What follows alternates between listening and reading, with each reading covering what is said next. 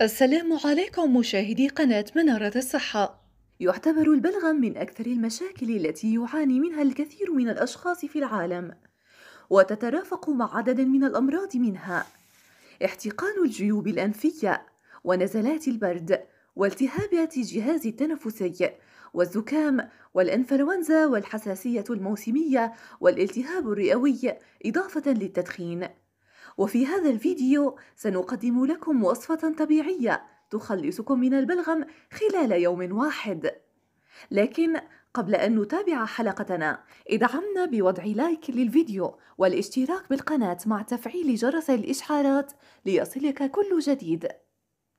بطل حلقتنا اليوم هو الزنجبيل، حيث أن للزنجبيل فوائد صحية عديدة، أهمها إذابة البلغم وإزالة الاحتقان، وله خصائص مضادة للفيروسات والجراثيم.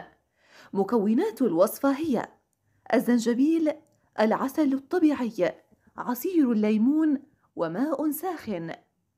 طريقة التحضير: نضع ملعقة من الزنجبيل البودرة إلى كوب من الماء الساخن، ونقوم بعصر نصف ليمونة، ونضيف ملعقة من العسل الطبيعي، ويشرب من 2 إلى 3 خلال اليوم، وسيختفي البلغم بعدها.